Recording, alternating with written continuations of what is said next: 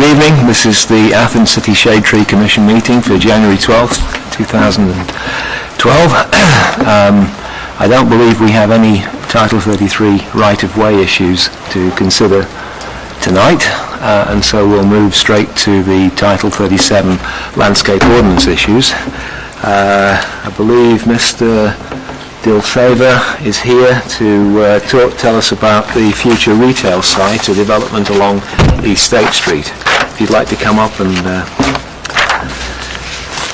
give us some details. I have one copy of, I think, the same plan he's got down there if people want to have a look at it. I have additional 11 by 17s if that would help the board. If you've got them, yes, we could pass them out, certainly. Great. Here's one. Okay.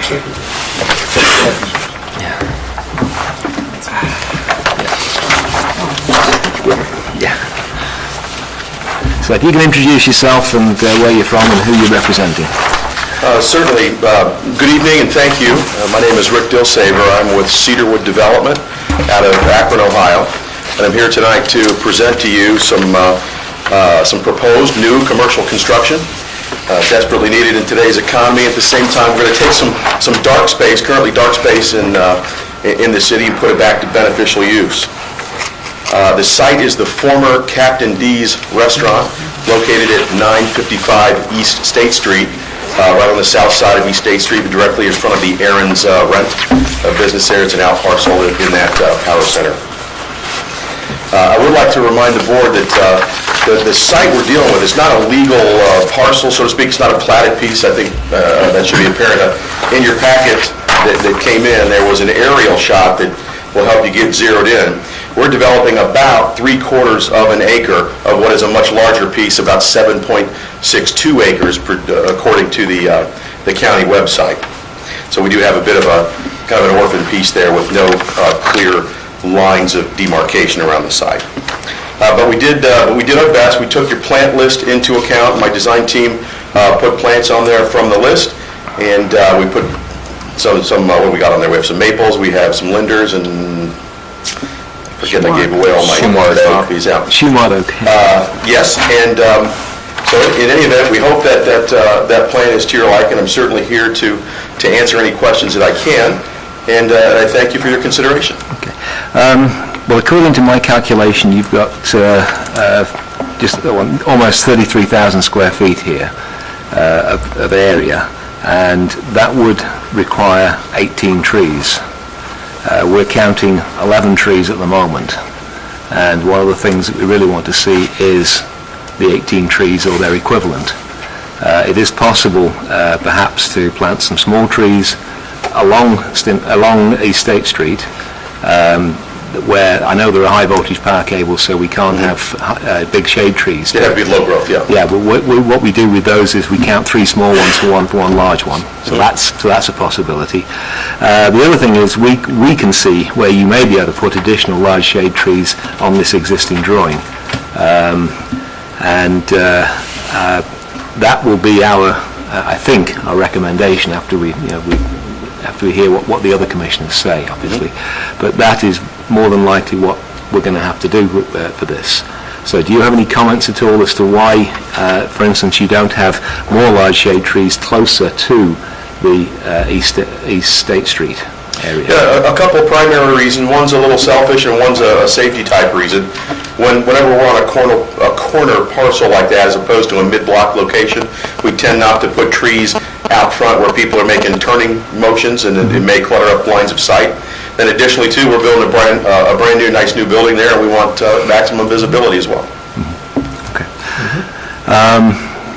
I think the concern about the corner visibility is a good one usually, although in this particular case, these buildings are raised quite a bit up above where people are actually turning, and so the trees will be quite a bit higher than that, and so I don't think the constraint is quite as severe as it might be elsewhere.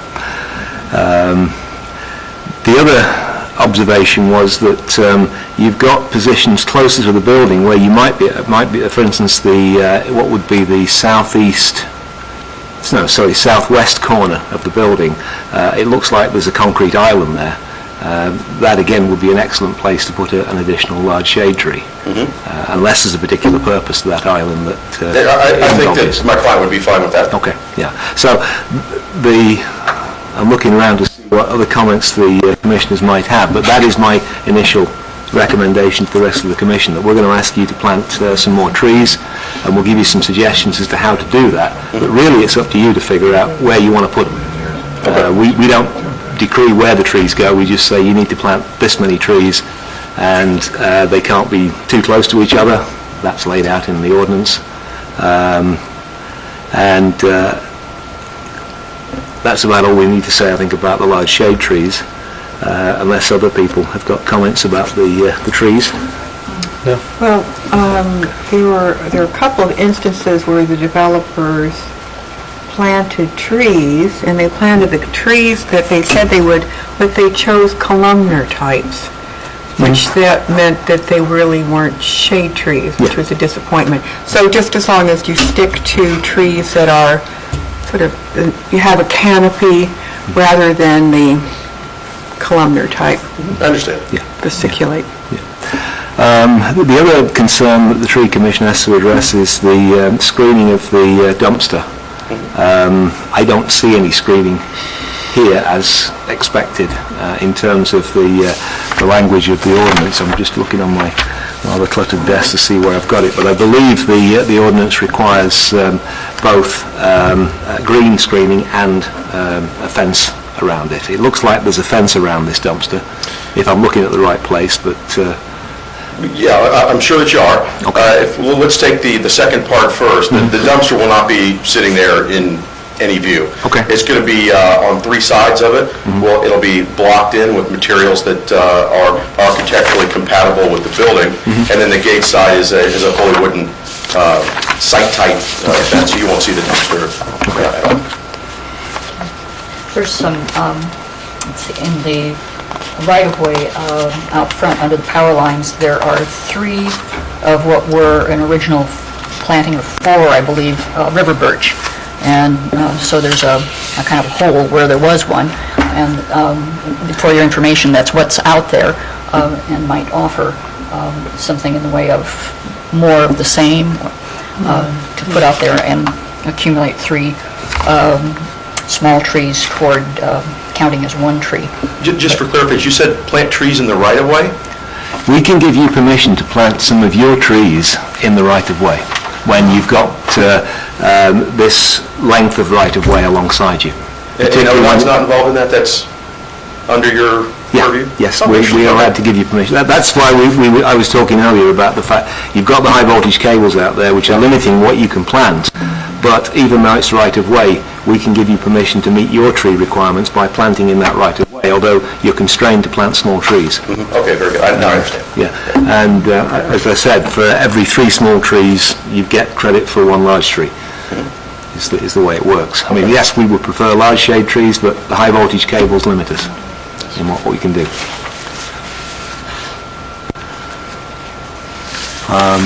Any other comments on the plan? Hello? Just 2 quick comments. One, it's good to see a variety of species. We like that. And second, really happy to see somebody doing something with that site. So thank you. Nice choices. Yes. Yep. Okay. You mentioned the idea you want to have a clear view of the building. Are you talking about that would be the northwest side of the property on there? I would like to see, if possible, putting more trees on the west side so it shades that parking lot out. It looks like there's kind of a tree in the bottom southwest side, and then it seems like there's kind of a gap where you can almost put a tree in there and it would count. I don't know the spacing. I think that's a drive, a curb cut, I believe. The area we're talking about is over on the west side. I read that wrong. Okay, I understand now. From the corner, there's a tree in the corner, and then there looks like there's a gap, but I believe that's a road. That's a road. But driveway. going north from that tree, is that a curb cut? Yes, this is a curb cut. Okay. Fine. Okay. Yeah. And so you have a tree right there, but you wouldn't want to put one farther towards yep, right there. Yeah. Yeah. We would certainly appreciate getting there. Okay. I can agree. That would be a good place to put a tree, because it would shade that parking lot out. Okay.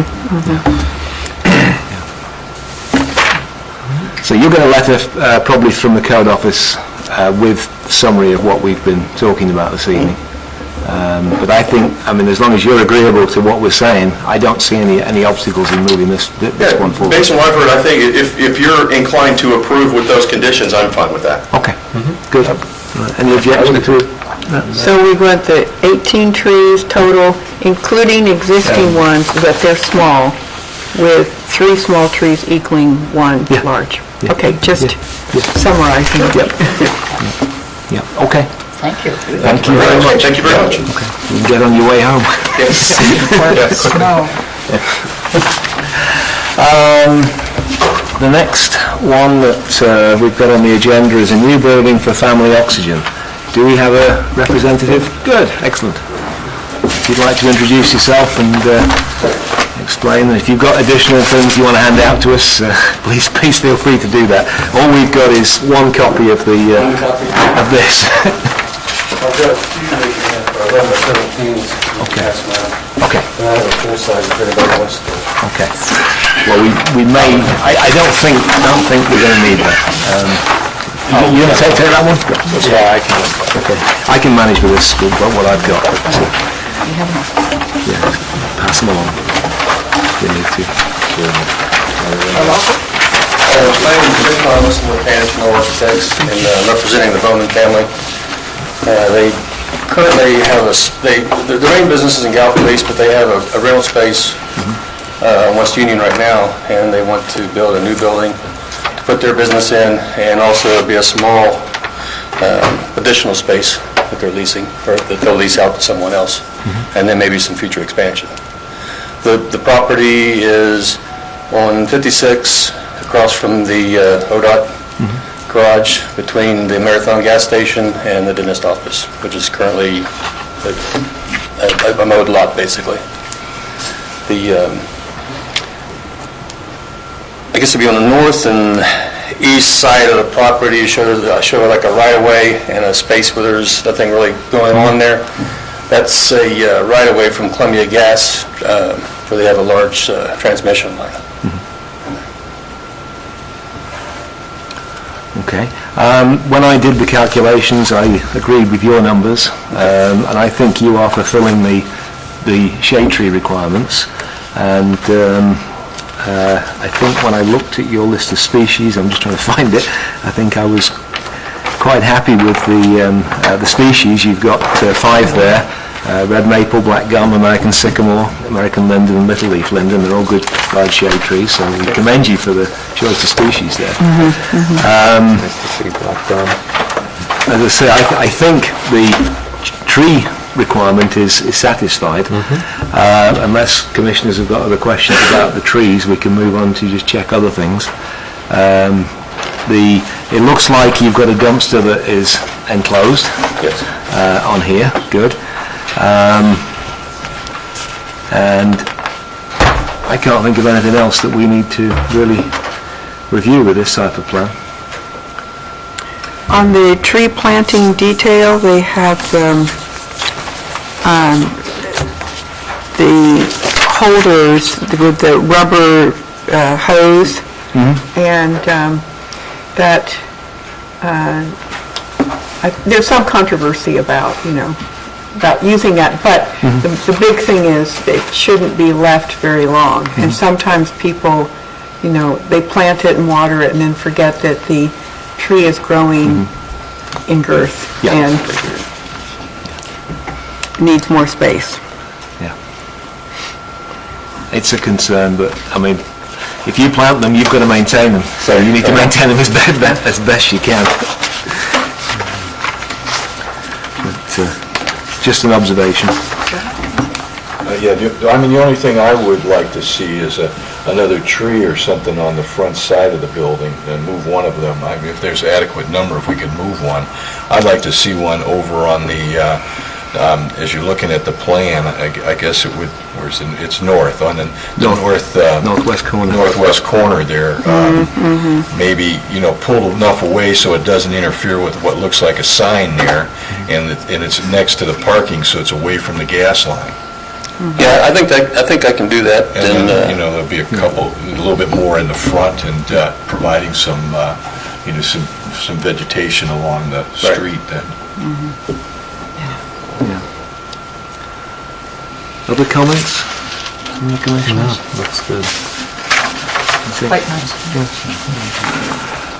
If there's no objections, then we'll approve this one, and we'll notify the code director of what we recommend. Okay, thank you. Thank you very much. Okay, now then, let me get the title of this one right, if I can find that. Right. Stimpson Garden Apartments.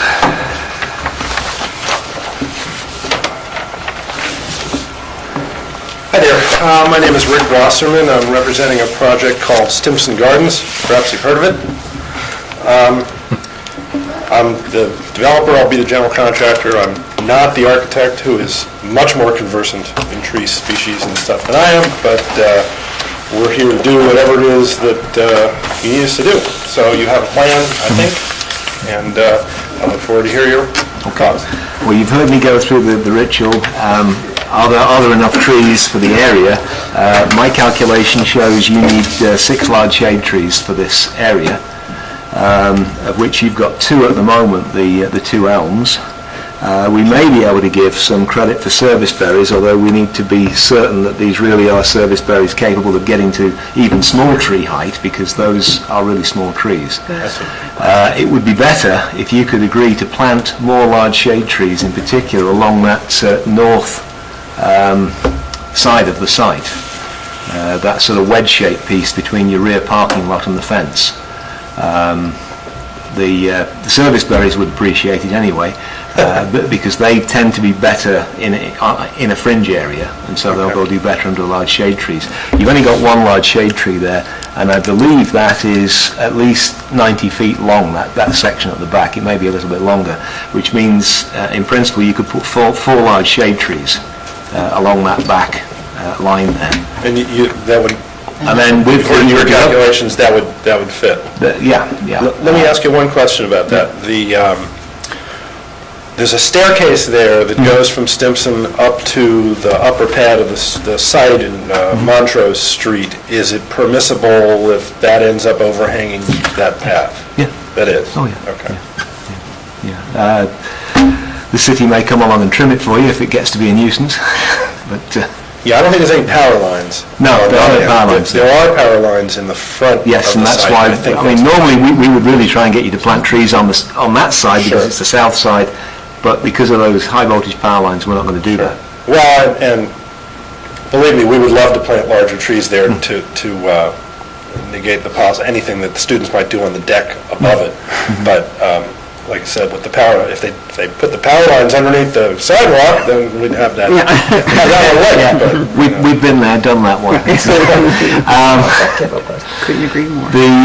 Certainly, if we can get the 4 large shade trees across the back, and that additional large shade tree you've got sort of part way down the walkway, along with those service berries, that would certainly meet the shade tree requirement. Okay, so let me make sure that I understand. From the corner of the back corner of the building toward the front, you think that 4 large shade trees would fit in that wedge-shaped area? Yeah, because the cars come in here. Oh, okay. Along the northern boundary. Okay. Parking lot. It's the parking lot. The Montrose. Yeah. So you're going, you've got a large elm. That's where you're talking about, I'm sorry. Yeah. Okay. Yeah, no, I wouldn't try parking and put them down the side at all. I see, okay. So, there'll be a fence line Yes. there, so the trees would be up against the fence line. Yes, but large shade trees are normally specified to be clear of branches to 8 feet when they're planted close to where people are, and so large shade trees of that size should be obtainable, that wouldn't interfere at all with that fence. Okay, yeah, they're then gonna overhang another parking lot, Yeah. not the path. I'm Yeah. sorry, I was mistaken in my orientation. Yeah. Okay. Yeah, I mean, I certainly don't see any problem. Okay, good.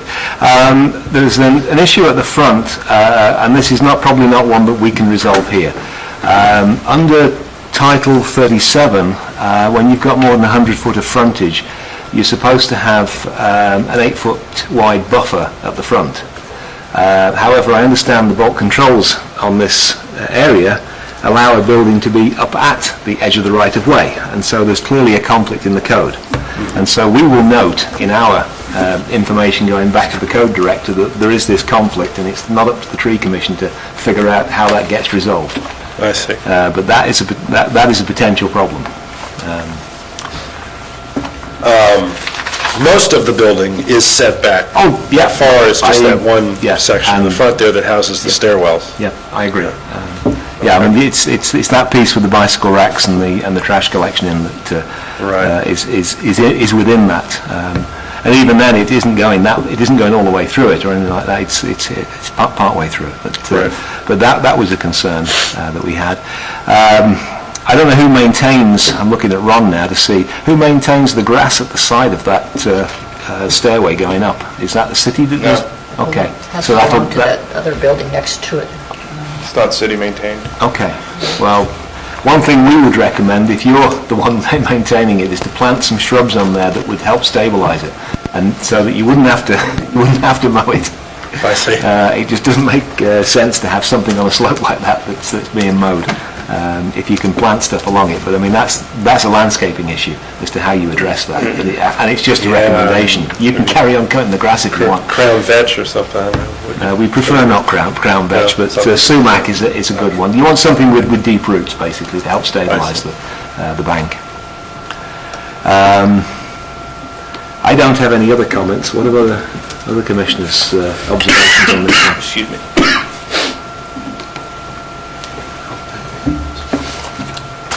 I think if you can get the trees in at the top, that would work, Yes. or what is now the top. Yeah. Yes, it's certainly going to be an interesting building. It is. It's going to be one of the more unique structures in town, built into the hill, the way it's going to be. And the third floor is essentially a walkout Yeah. onto the back. It's going to be neat. Probably Baker Center. If you go to the third page of those large drawings, you can see a cross-section through the... So, David, if you looked at, I think it's the third, it's either the second or the third page, there's a cross-section view. Yeah, that Look at that. Yeah, that's a 20-foot high retaining wall there. one. Serious engineering. Okay. So, with the additional trees and the observation about the 8-foot buffer, are we happy to go forward with this one then? Yeah. Okay. All right then. Thank you all. Thank you. Okay, that brings us to the end of our Title 37 issues. It's good to see some of these coming through it. Maybe it's a sign the economy's turning around in Athens too. Okay, Ron, have we got a report from you tonight? You do. Good. I handed out an invoice for the fall planning list to date. All right, we'll share it. For $4,175, we have the funds. We wrote a requisition for $7,000, and that will cover the trees that will be planted in the spring and some other trees that we need to plant. So, any questions regarding those? It's all based on the plan. There's nothing, there's no surprises on there. The only surprise were the elms on Sunnyside. There's a clay tile sewer line that runs all along the tree lawn from East State Street all the way to 108 Sunnyside. And sure enough, every tree spot that we picked was right over top of that. So we had to make some adjustments. So there's 7 elms that need a home. If you have any recommendations, if you can just email me or come talk to me so that we can get them in the ground, because Mason's holding on to them and he doesn't want to winterize them. He'd like to get them planted. Now these are 1.5 inches. So they're not really suitable for widely trafficked areas? No. Because we've certainly got spots along, I think, parts of the Near East Side where I can think of places that Okay. things could go. And obviously the bike path is we've got many spots along there where we could add trees.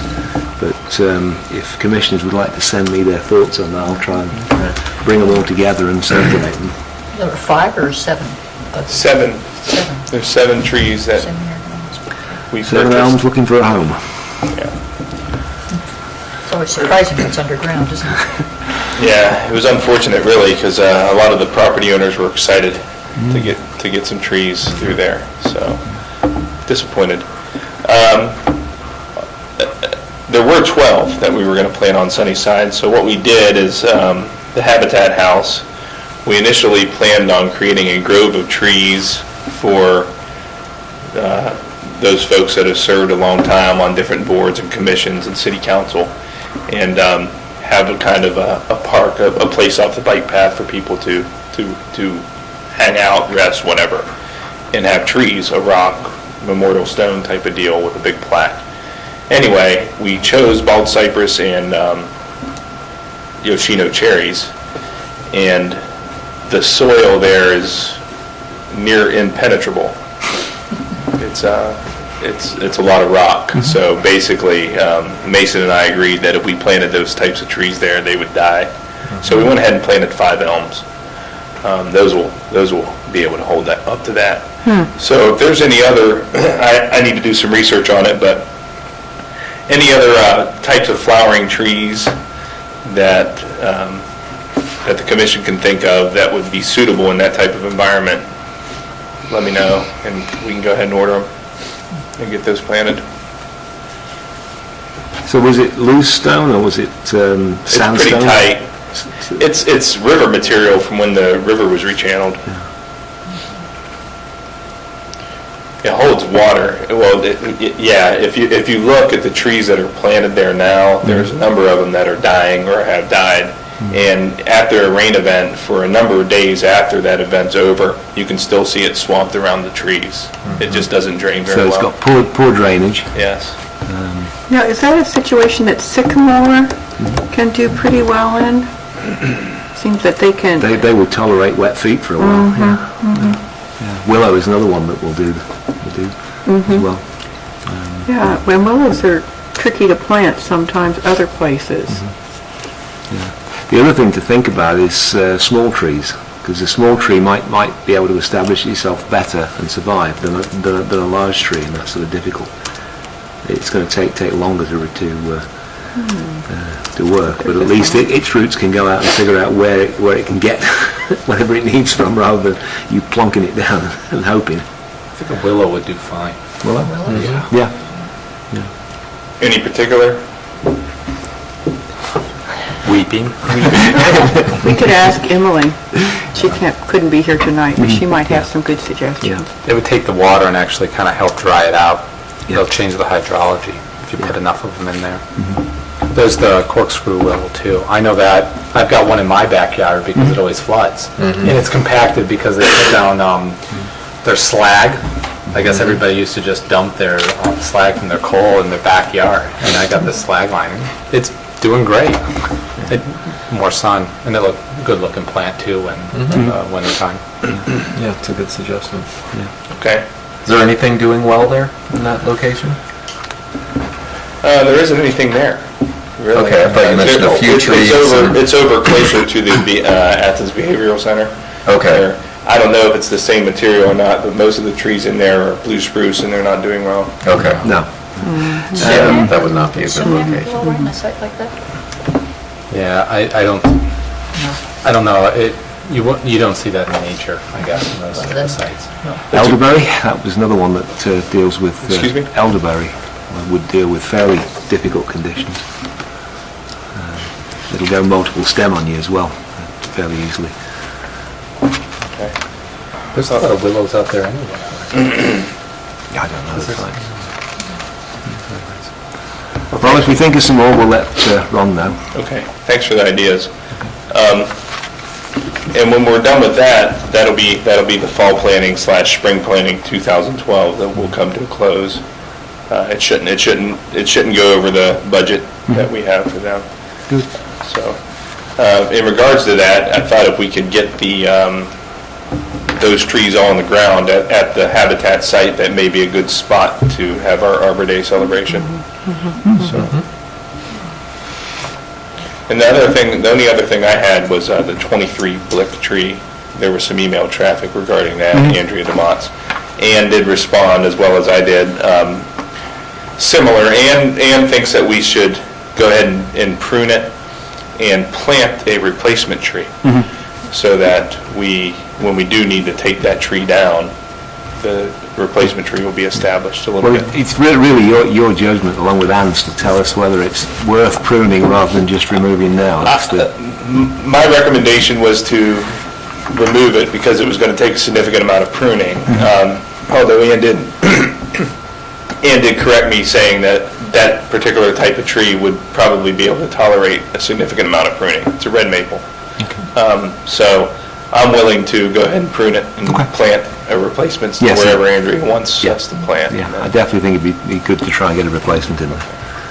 There's a couple of the big trees that have been taken down in the removal process that might be good planting sites, but have big stumps. Are there funds for? Yeah, most of those trees have already been, all the stumps have been allocated for removal.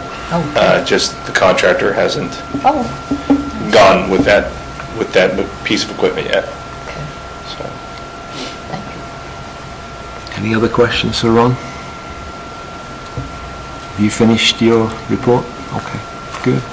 I don't have anything to report on the Erod ash borer, but apparently the Asian longhorn beetle is rearing its ugly head somewhere in northern Ohio. Whether it'll ever get this far south, we'll see. We introduced a change to the policies and procedures we have on tree maintenance. I've got some spare copies of that here. I'll have to pass them. They're all the same, aren't they?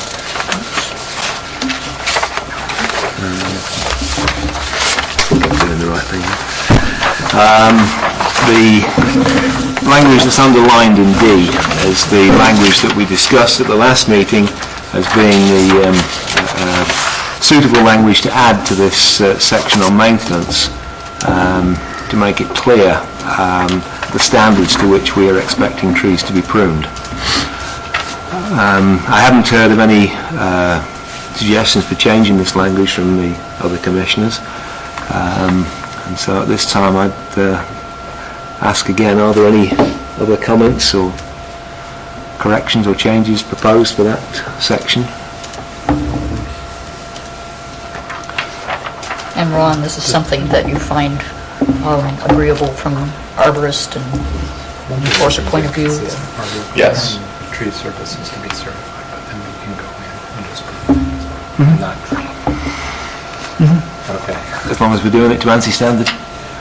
Okay. Yeah, because no, it says there that the contracted tree service companies are expected to be ISA certified and/or have demonstrated they have pruned trees to blah blah blah. And I believe tree commissioners will be capable of pruning to ANSI standard A300. Having seen what it is, I can do it. Okay. If I could I comment on that, Yeah. David? I think I like it because it gives the city control over the contractor because of that. If someone's not ISA certified, we can say, no. Well, you can say then you've got to demonstrate you can prune. I mean, there's a contractor that I've seen recently who isn't ISA certified, but he's certainly doing work to that standard. He's done work both in the city and at the university. And so I would be quite happy, as long as you were happy, for him to be doing work and so on. And so I think it gives you the flexibility that you need, because we know that we can't expect all of these contractors to be ISA certified, but we at least should be able to hold them to a standard. And I think ANSI standard A300 is a good one to hold them to. And as for the tree commissioners, we're only doing small stuff and we're only doing it occasionally. Yeah. We're not cutting down the big stuff. It's just, it's written there that, Yeah. I could go in there with my chainsaw. No, you can't, not removal limbs of smaller trees. Handsaws only, for tree commission members. That's fine. So, if there's no objections, I'd like us to approve this. Hearing none, we've approved that one. Then, what I've got now is a summary of what we discussed last time. Again, this is so we can look it over and then we'll vote on it at our next meeting. Did you get a copy?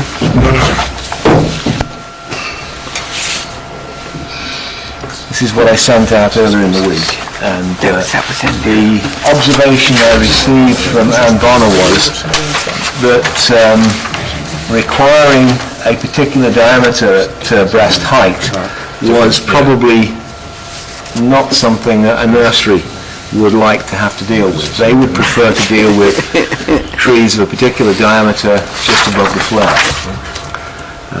I'm not too keen on doing it that way, but I'm certainly open to what other people think on this one. What was that again?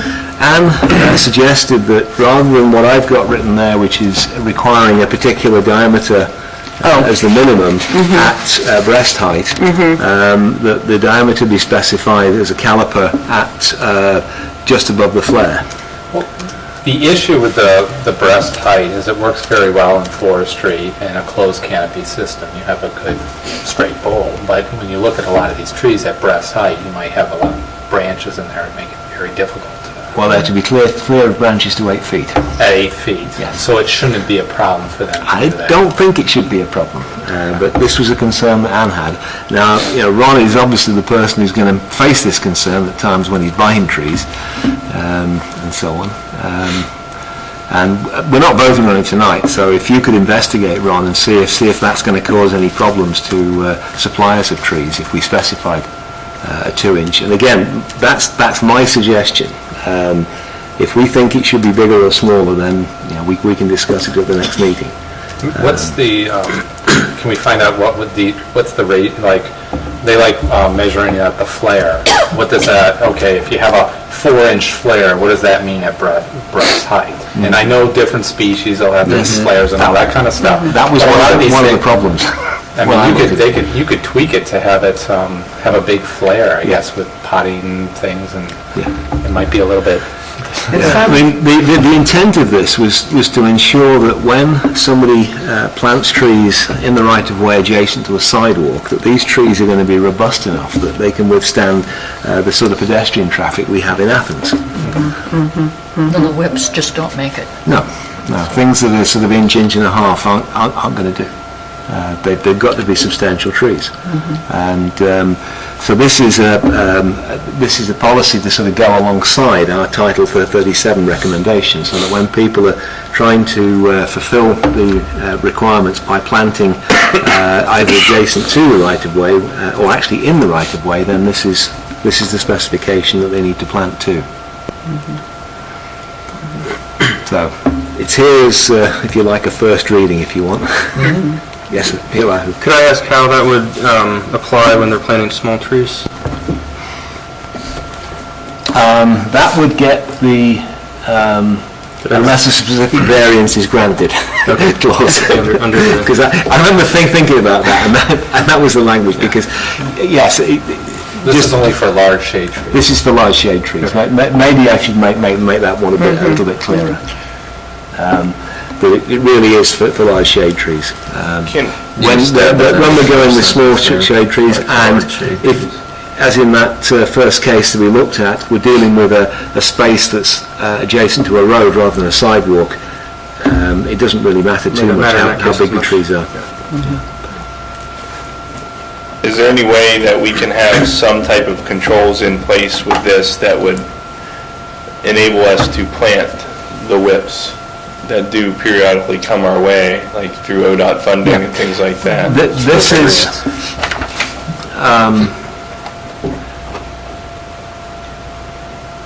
to do with the particular case of adjacent property owners. So this is when somebody has got property and they want to plant trees in the right of way. It's not there to stop the city Okay. planting the whips. It doesn't happen very often. But No. And as I said, unless a specific variance is granted by the STC, this is what you've got to follow. So it's telling people right up front, this is what we expect, but if there's a good reason not to, then we're open to listening to the good reason. So, number 2 just says specifications in the right-of-way, or for planting trees in the right-of-way, so that, this is really, as we just said, this is really for property owners that are meeting the requirements of... Yeah, maybe I need to change the title to reflect that. I don't foresee we have any problems in the next couple of years, but could cause confusion at some point. Yes, yeah. So I'll see if I can fix the title to make it clearer that that's what we're applying it to. Are there other policies that we need to be thinking about? We spoke about preparation and so on. We've tried to include that one in there. I can't think of anything at the moment that needs a policy, but we need to be establishing many of these things. So as Elihu says, when 2 or 3 years' time somebody says, why do we do it that way? Well, because the policy says so. Well, one of the things that came up, somebody was talking about putting in memorial trees or wanting to donate money for a tree. Is that still, do we still have that program up and running so that... we have a tree bank set up, and we have a system in our accounting, in our auditor's office that can handle that. Okay. We don't actively seek funding for it, but it's there. Right. Is it being used, or there occasionally... There's some money there, but most of it was spent at Bicentennial Park. That reminds me, the one policy that we do need to develop at some point is how we will arbitrate a decision when somebody clearly cannot. And what that clearly cannot is, I don't know, but clearly cannot meet the requirements for planting of trees, then we have to come up with a policy as to how they're going to fulfill that requirement through the like tree a bank. developer, right, Yeah. right. And there is a tree bank concept, and it's Yeah. nice to know it's called that. That was the Legacy Tree Program. But that's, Yeah. tree bank is... Yeah. And that was the reason we named it that, because of the future. We weren't sure where we were going to go in terms of, because we had this discussion before about the developers that just could not fit the trees, being able to donate to the tree bank. Yeah. But we have to be really careful about how we set up the conditions for them being allowed to do that. The other thing that we would have to do, I believe, and Ron may comment on this, is that once a year, council sets fees for doing various things. We may well rely on council to set a fee for trees to be put into that tree bank. That price would include the preparation and planting of a site and so on, and maintenance for a year or something like that. So we're not just talking about buying a tree, we're talking about Exactly. the full cost of putting it in there and doing it to probably to a particular standard through this tree bank. But I understand that council once a year approves fees of that type, and so we'd have to figure out a way to determine what that price should be, and then making sure it gets on council's agenda at that time. I wouldn't mind doing a little research and maybe even come up with a draft. Okay, That'd good, be great. good.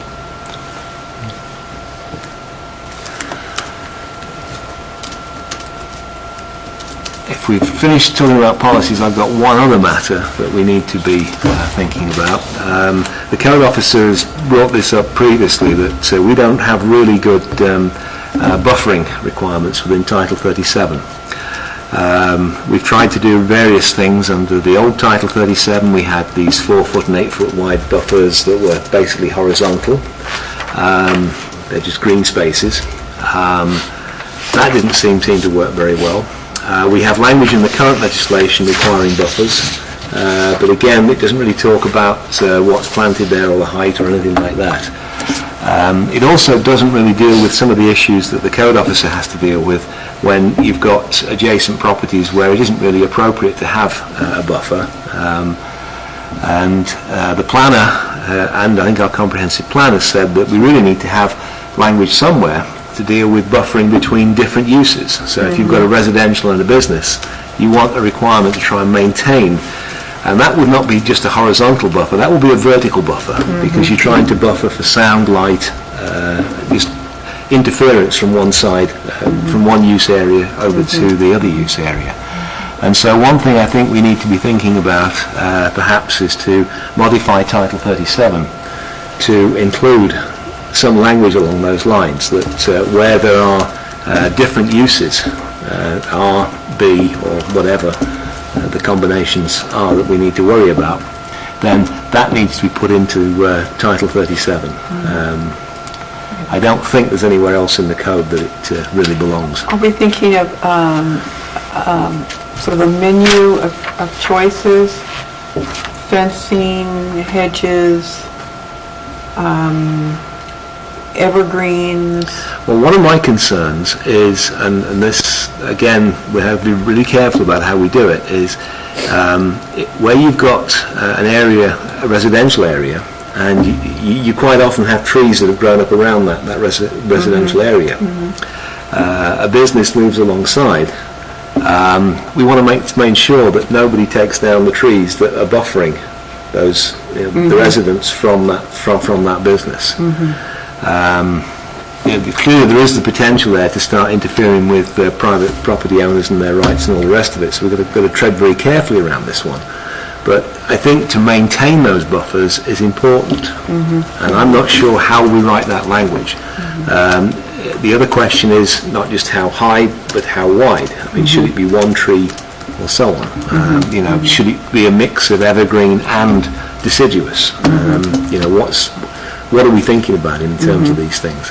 I don't have the immediate answer, and if anyone comes across what other communities are doing, it would be much appreciated if you can get a copy of it. There's a variety of different settings and possibilities this would occur. It'd be hard to address it with one recommendation. There is nothing else in code anywhere about buffering between different... No, the comprehensive plan addresses it, and that's about it. Okay. Yes. Yeah. And so that's an area of concern, and the plan is aware of it, and so, as is the code office. And it's just something to be thinking about as to how we would deal with that. Okay. Anyone else have anything else they want to raise this evening? Okay. We've got some minutes from the last meeting. I'll pass those along. I already changed the title to say minutes rather than agenda.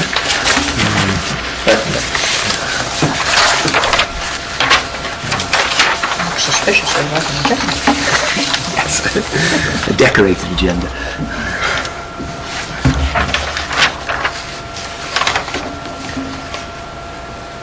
I think the attendees the list of attendees is correct.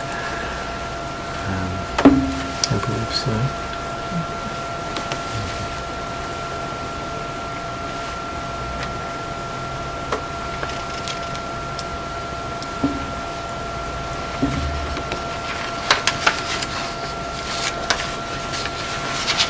After you've read it, if we can have a proposal to accept the minutes, that would be useful. I move they be accepted. I'll second that. Thank you. Any objection to accepting the minutes of the last meeting? Hearing none, they are minutes of the last meeting.